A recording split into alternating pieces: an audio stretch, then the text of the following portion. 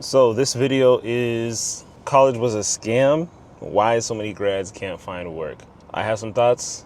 Let's jump into it. I keep seeing these videos about Americans that can't get a job to save their lives right now. They're applying for hundreds of different places and they are far overqualified, but they can't even get a call back, let alone an interview. Unless you've been on a job search in the last 2 years, you do not know how bad it is out here. If you have a job, do not quit. I am a senior at Yale. I've applied to over 300 jobs. I don't have a job. Who has a job right now? It's kind of disheartening, you know what I mean? Yale, bro, Yale. I saw a video a few days back, and there was the same situation with somebody who graduated from Harvard.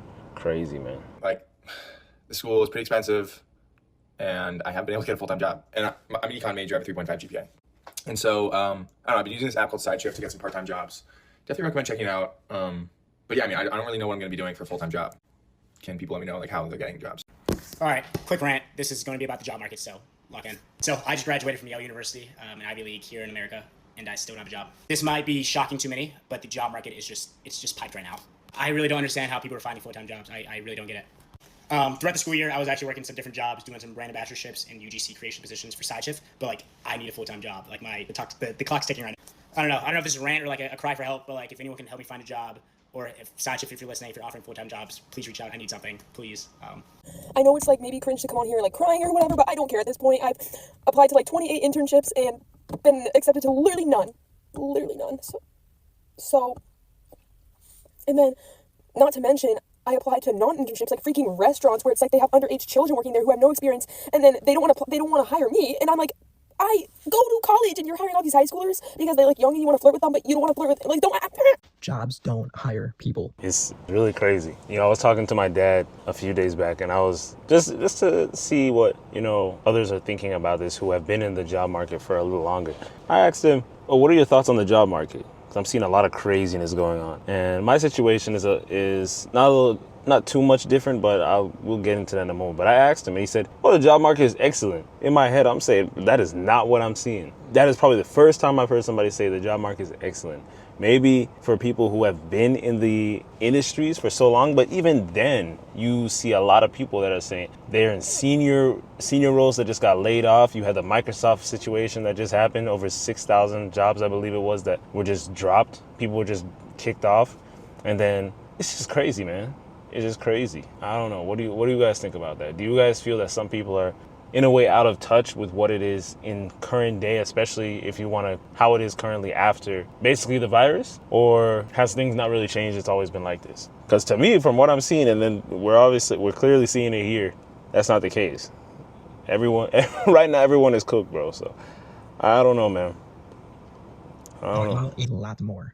How in the fuck are you going to put, we're hiring all over your building, and then you're like, fuck it, let's put in an application. Go home, you're excited, you know, it looks like it's good pay, and boom, you submit the application. Then this is what an email says after like a week. Thank you for your interest in McDonald's. At this time, we have decided to... Hey, bro, you can't even get hired at McDonald's, man. I'm telling you, it is that crazy. The job market is already cooked right now. You have a bunch of people applying to get those jobs where, you know, they just take anything. So even McDonald's is full. And I've seen it at Walmart too. You already see some of the automations that are already being put in place where there are more self-checkouts now than there are cashier spots for cashiers that do that. So jobs are falling apart across the board, man. Things are getting replaced across the board. We appreciate the time and the effort you took to apply for the part-time crew member role. That's what it would look like if you got denied. This generation don't want to work. This generation don't want to work. So imagine getting denied by McDonald's, man. You can't even get a crew member job. Oh, the fucking jobs don't want us to work when we put our fucking application in and nobody accepts us. It'd be like a month and you're still putting in applications everywhere, even on Indeed. Why put the fucking hiring sign everywhere around the building if you're not accepting people to fucking work for you? Make that make sense, bro. Basically crashed out because last week I did an interview and it was between me and someone else and they picked the other person. So I spent a good 30 minutes crying because this is the new normal for me. Every time I put in effort to get a job, they always just pick the other person. I'm sick and tired of always putting in an effort, and that's why I just don't want to put the filter on, because this is like literally the state of me. Like every time I get a job rejection. Last week I got rejected from a apprenticeship. This week it's a job interview. Earlier this year I lost a job contract, which I'm glad I didn't pick up.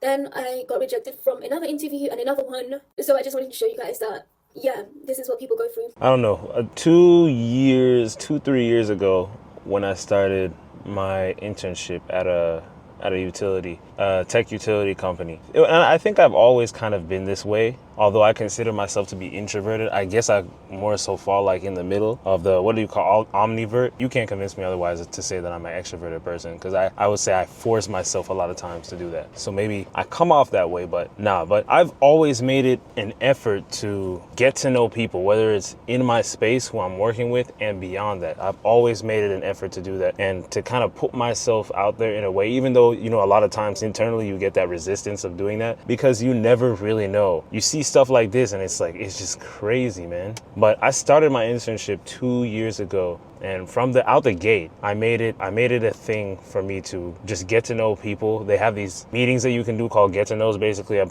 pretty sure any corporate company does that. But I was interning in the tech space, and before I got the full-time offer, I was getting to know a lot of different managers, a lot of different leaders, a lot of different people, even within my department, simply because the more people you know, the more opportunities that could possibly come up, and the more, you know, access to different reaches you're able to talk to, different people that you're able to, you know, get help from or help out, whatever the case. But just coming from that angle, it really, I think, helped me get to a position where I was able to easily transition into a full-time position, just simply because of, not only, of course, you know, you do the work you're supposed to, but you also having that network of people to vouch for you and speak good on your name. It got to where the full-time position that I was able to transfer into, I wanted to move into the cybersecurity space, to just move over into that space. So I was moving from IT into cybersecurity, and I wanted to move over in that space simply because I felt like that was more of where I kind of belonged, where, you know, it was just a better fit for me. Of course, my main thing that I do is within, you know, digital art, entertainment, music, creating motivational content around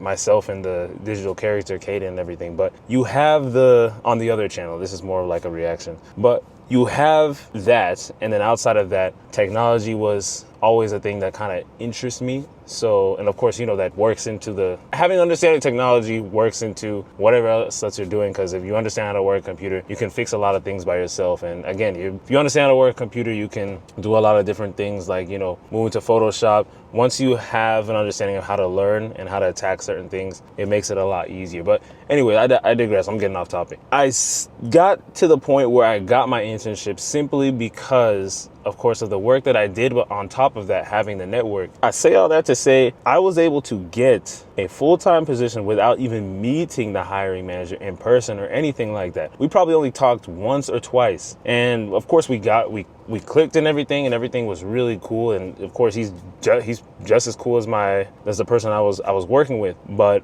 who I was currently working with under. But it goes to show you the power of network, because I had actually asked him what led him to saying, hey man, do you want to move over into this position and work in this in the identity access cybersecurity space? And he said, man, I've heard so many good things about you, and on top of that, I've seen some of the things that you've done for other people. And again, your approach is more of like, how can I bring value to people, as opposed to just, you know, coming off like it's clear this person wants something off of me. And overall, it's just getting to know people, man. And I've always had that approach. And this video here, although having a strong network isn't always going to, you know, come to the rescue, a lot of times it can help you. I was watching another video. More often than not, it puts you in a position where it's almost rare for you to not have work for you, because there's always somebody that you know, always somebody you could reach out to, send a message, and boom, you can transition into a different space, because people know people.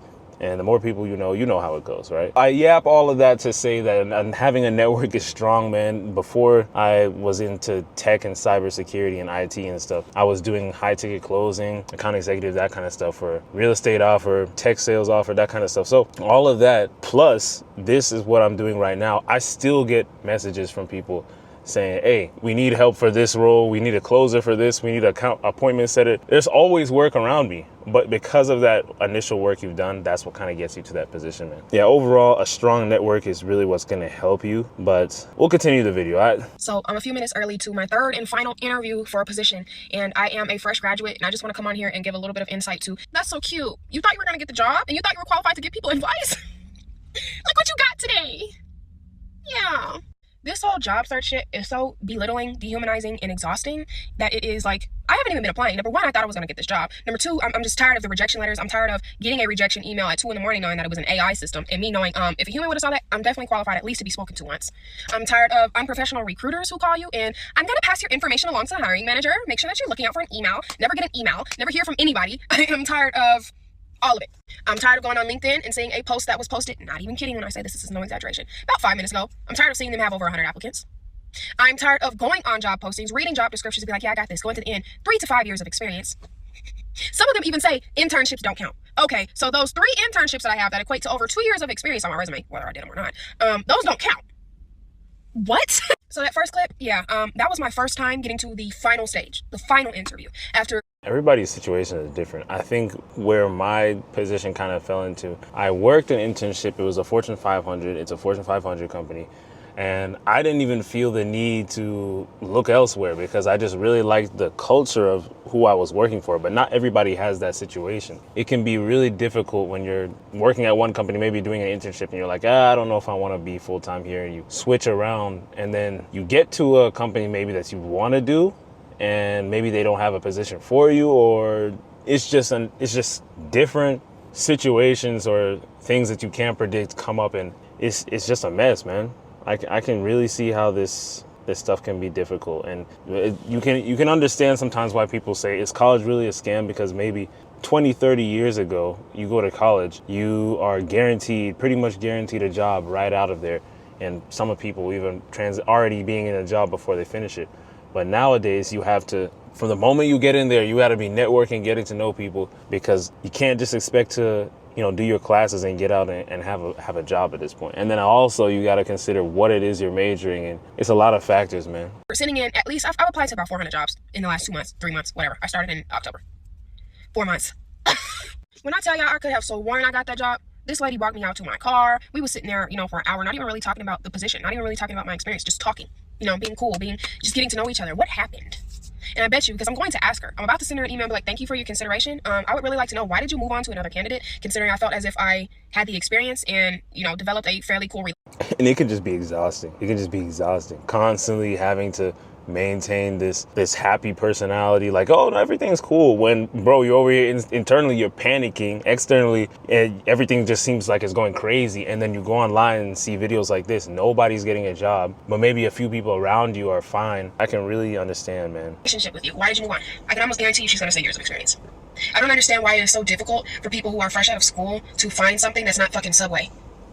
And even they don't want to hire you because you have a fucking degree. Why would you want to work at Subway? Because nobody's hiring me. Where's the bread? I can do this at least. When did these jobs become so impossible to get? A couple weeks ago, I went into Guitar Center looking for a job, and the manager said they were hiring, so I was super excited. I showed him some of my videos. He was like, yeah, you'd be a great fit for this role. Here's the application, just apply online. Awesome. A couple weeks go by, I hear back absolutely nothing. So I assumed they went with someone else for the role. Whatever, that's how it goes most of the time. Yesterday, my guitar string snapped, so I had to get some new strings. I go to the store, not even looking to talk to the manager or anything, I just wanted strings. I go to open the front door to the store, locked. I look inside, all the lights are off. Okay, that's weird. There's a little paper sign on the door that says, sorry, closed due to staffing issues.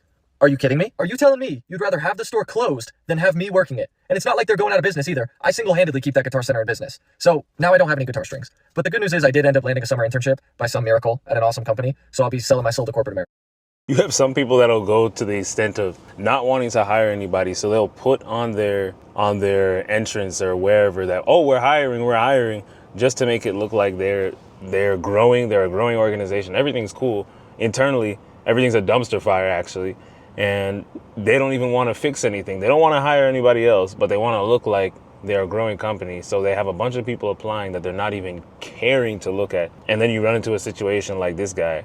But it's honestly, bro, I have no words, honestly. Anyone else applying to jobs and going through the exact same thing? The job posted this week, over 100 applicants. Posted 5 hours ago, over 100 applicants. Okay, this is crazy. 1 hour ago, over 100 applicants. I actually feel like applying on LinkedIn and Indeed is dead. Well, it's alive. You'll just be applying against thousands of people. In 2025, I think I'm just going to be prioritizing networking, meeting people in person, making meaningful connections, and also private job boards. If you're in Toronto, the platform that I'm going to be joining is called Terra. Right now, it's just on early sign up. It's a networking app that's coming to Toronto where we're going to be able to see events in real time, and you're going to be able to match with people who actually... I know it's crazy because I saw a Microsoft software engineer job posting last year around, I think, November, and somebody even made a TikTok video about it. That thing, not even 6 hours had passed, and I think it was global, so I guess that kind of plays into it. It had over 100,000 applicants for a software engineering role at Microsoft. Because I'd imagine for that number to be that high, you probably have people who already have jobs but aren't happy with their jobs applying. You have people who don't have jobs, and then everything in between. That is 100,000, bro, is crazy, man. It's really crazy. That's why when people say, oh, the job market is excellent,